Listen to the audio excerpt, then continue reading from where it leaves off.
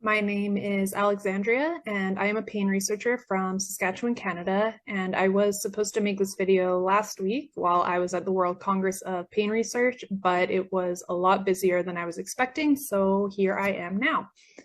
While I was at the conference last week, which is where researchers from all over the world were presenting their studies and findings in the area of pain, I did not see a single person speaking about pelvic congestion syndrome, despite it being a primary underlying cause in many cases of chronic pelvic pain. This is something I suffered from for a number of years, but at the time I was seeking assessment and treatment. No one in Canada could actually figure out what was wrong with me, despite seeing over a dozen specialists.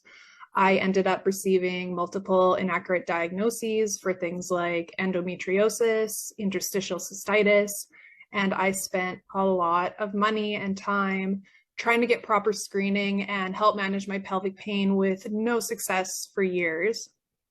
I'm sharing this all today because last week was also Vein Health Awareness Week, which was commissioned by Professor Mark Whiteley, who is a venous surgeon and researcher in the United Kingdom.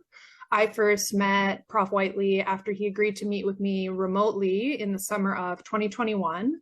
And I found his name because he was doing all this pelvic research and he had written a ton of books on pelvic and vein health. And I decided to contact him to see if he could help me because I had learned his clinic was doing cutting edge ultrasounds that were winning awards globally. Nobody else was doing them. And I had already had every type of test and imaging done available in Canada, and I still had no answers. So when Mark and I had our chat, he invited me to come to the UK to receive proper diagnostic assessment for what I later discovered was actually a fairly severe case of pelvic venous disease, which is also called pelvic congestion syndrome or PCS. And if you don't know what that is, it is something that leads to a massive amount of discomfort in your pelvic bowl. So things like cramping, an unrelenting heaviness or dragging feeling, bloating that just doesn't go away no matter what you eat, painful periods, pain during or after sex, IBS, bladder irritability. So you always feel like you have a UTI, but there's never an infection, as well as lower back pain, hip pain, discomfort, sciatica. And big for me was exhaustion by the end of the day.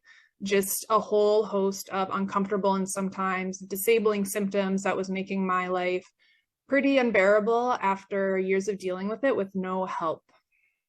So despite the suspicions that I had that PCS was what I was dealing with, the physicians that I saw in Canada said I couldn't have this condition because I hadn't had a pregnancy yet. And also because multiple MRIs, CTs, fMRIs, venograms, they just didn't really show anything remarkable. And one thing I really want to clarify here is that commonly accepted idea that some physicians hold, which is that you can only have PCS if you've had pregnancies. This is false because men can also suffer from PCS, and obviously they can't get pregnant. But they call it varicocele, I believe, in men, which has received treatment for decades. So this is very much a gendered issue in healthcare. So exactly 1 year ago, this week, October 2021, I had my Doppler ultrasound at the Whiteley Clinic in Guildford, and it showed that I had a large amount of blood pooling in my pelvis because of the venous disease, which is something that's often genetic. I had parents and family members who also had venous issues that needed treatment, so I really shouldn't have been surprised by this, but no one brought this up to me or to my attention because I didn't have any visual external signs of varicose veins on my body. They were only internal, which is why I needed this special ultrasound. So now that I had known for sure PCS was what I had after I did my screening, I agreed to have a pelvic vein embolization surgery with the incredible Dr. David Beckett. And I very much credit him with saving my life because I was so unwell prior to getting treatment to the point that I felt like if I had to do another round of tests and receive no answers again and spent more money without having any improvements, I felt like life really wasn't worth living anymore. So this was really my last shot to get help. And Dr. Beckett spent hours talking with me and answering so many questions I had because I was hesitant to get the surgery because it wasn't done in Canada and no one recognized it as a legitimate treatment option based on everyone I had spoken to in my own healthcare circle. However, great chat with Dr. Beckett. We agreed that he would make a very small incision in my jugular vein, in my neck right here. I don't even have a scar from it, and use that as a starting point to place 8 platinum coils into my 1 ovarian and both my internal iliac veins during a waking surgery. It was super weird being awake during surgery, seeing everything that everyone was doing in live time and listening to the operating room theater. But it was definitely easier and still more comfortable than even getting an MRI or a PAP because of how amazing the operating room team was. They were so quick and efficient. They were just, it was amazing. It was so, I can't believe how great they were. And I know the idea of having metal placed in your pelvic abdominal cavity may seem a bit weird, but I haven't noticed or thought about the coils ever in almost a year now. So I'm also really wanting to dispel that myth that some people online say that once these coils are placed, that you can feel them and that they're uncomfortable and that they're responsive to temperature change. And this is not my experience. I live in Canada in an area where it gets to be minus 40 Celsius in the winter and plus 40 in the summer. And I've never once felt these coils get cold, let alone even notice them. So there's that.